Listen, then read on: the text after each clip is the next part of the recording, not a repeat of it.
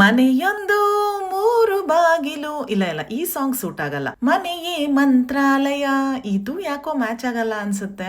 ಮನೆ ಕಟ್ಟಿ ನೋಡು ಮದುವೆ ಮಾಡಿ ನೋಡು ಇದು ಸ್ವಲ್ಪ ಹಾಫ್ ಮ್ಯಾಚ್ ಆಗ್ಬೋದು. ಓಕೆ, ಸಾಂಗ್ ಏನಕ್ಕೆ ಹುಡುಕ್ತಾ ಇದೀನಿ ಗೊತ್ತಾ? ನಮ್ ತಮ್ಮ ಮನೆ ತಗೊಂಡ್ರು, ಗೃಹ ಪ್ರವೇಶ ಮಾಡಿದ್ರು, ಇದೆಲ್ಲ ನೋಡಿದ್ರಿ. ಆದ್ರೆ ಅದ್ರ ಹಿಂದೆ ಇರೋ ಸರ್ಕಸ್ ಎಷ್ಟು ಮನೆ ನೋಡಿದ್ವಿ ಅದೆಲ್ಲ ಗೊತ್ತಾ? 2-3 ವರ್ಷದ ಸ್ಟೋರಿ ಬಿಡಿ ಅದು. ಇದನ್ನೆಲ್ಲ ಹೇಳದೆ ಹೊಟ್ಟೆಯಲ್ಲಿ ಮುಚ್ಚಿಟ್ಕೊಂಡು ಎಷ್ಟು ಕಷ್ಟ ಆಗಿತ್ತು ಗೊತ್ತಾ?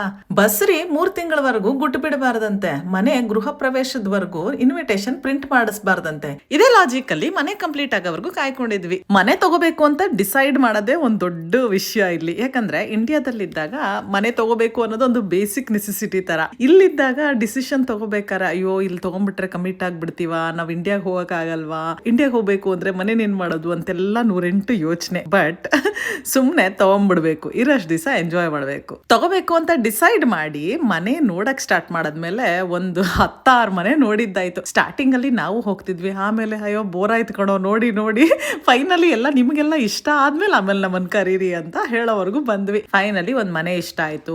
ಈ ತರ ವುಡನ್ ಬ್ಲಾಕ್ಸ್ ಇಂದ ಮನೆ ಕಟ್ಟೋವರೆಗೂ ಒಂದು ದೊಡ್ಡ ಪ್ರಾಸೆಸ್ ಆಯ್ತು.